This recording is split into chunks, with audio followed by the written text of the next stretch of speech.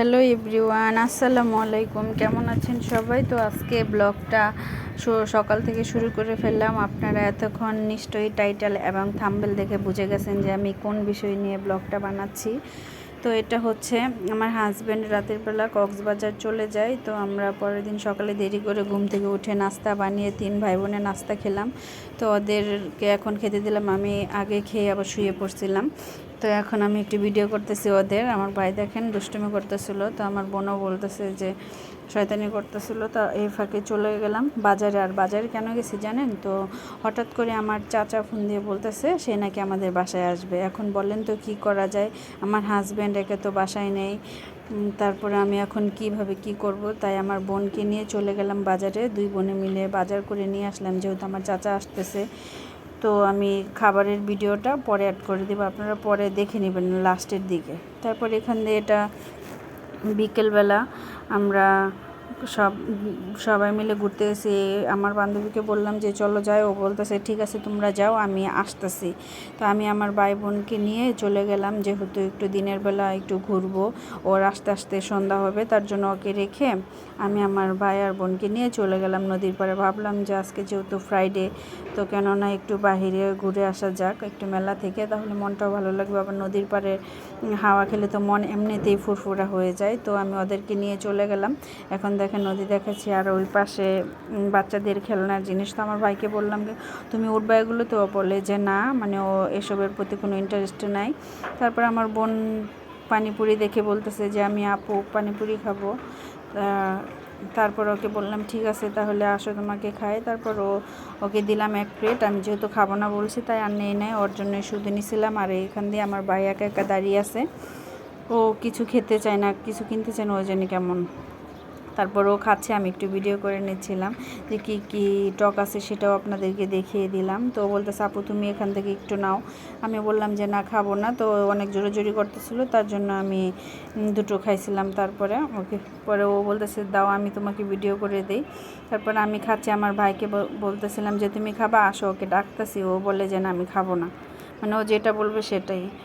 তারপর এখান দিয়ে পানিপুরি খেয়ে আমরা চলে গেলাম হালিমের বট খেতে। আমি তো এই জিনিসটা কখনোই মিস করি না, যেখানেই যাই যেখানে দেখবো বটের হালিম, তো আমার তো খেতে হবেই, না খেলে তো আমার ভালোই লাগে না একদম। তারপর আমি খাওয়ার জন্য চলে গেলাম হালিম দিয়ে বট। তো ওই দিনকার ট্রিট আমার বোন দিছিল আমাকে আর আমার বান্ধবীকে। তো বান্ধবী পরে আসছে, তার জন্য আমরা পরে আবার খাইছিলাম। আগে যেহেতু দাঁড়িয়ে থাকবো একা একা ভালো লাগবে না, তার জন্য আমরা খেলাম।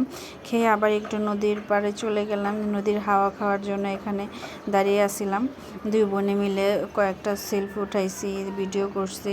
তো আমার ভাইকে বললাম আসতেও আসে নাই। তারপর আমি দেখেন নদীর সিনটা একটু দেখিয়ে দিচ্ছি, নৌকা যাচ্ছে, কি মনোমুগ্ধকর পরিবেশ না?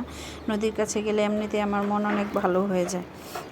নদী আমার অনেক পছন্দ, নদী বা সাগর যাই বলেন আর কি, আমি এগুলো অনেক পছন্দ। অনেকে থাকে না পাহাড় সমুদ্র, আমার তেমন একটা পাহাড় এতটা ভালো লাগে না। তারপর এখানে আমি একা একা দাঁড়িয়ে একটু ফিল নিচ্ছিলাম। আমার হাজব্যান্ড তো চলে গেছে কক্সবাজারে, ও সাগর দেখছে, আর আমি এখানে দাঁড়িয়ে দাঁড়িয়ে নদী দেখতেছি। আমাদের দুজনের কত মিল দেখছেন? তারপর এখানে আমি আমার ভাইকে ডাকতেছিলাম যে তুমি আসো আসো, বলতেছে যে না আমি আসবো না, তুমি একা একা দাঁড়িয়ে থাকো।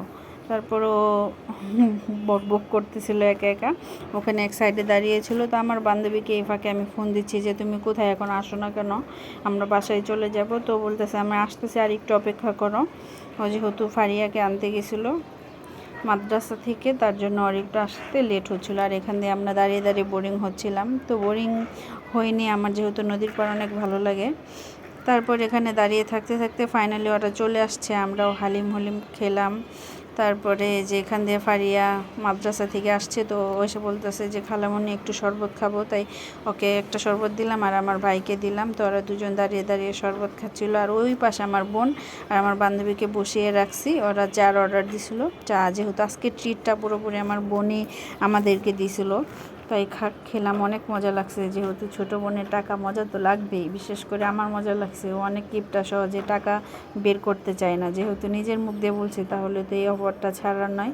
তাই আমি আর আমার বান্ধবী দুজন চলে গেছি ওর পকেট থেকে টাকা খসানোর জন্য। তারপরে এখান দিয়ে যে বসে আছে ওরা, আমি বাচ্চাদেরকে একটু শরবত খাইয়ে নিয়ে আসলাম। তারপরে যেখানে 3 জনের 4 অর্ডার দিয়ে দিছি। বাচ্চাদেরকে বলেছি তোমরা এগুলো খাবা না, খেলে তোমাদের পড়ালেখা হবে না, তাই ওদেরকে দিই নেই।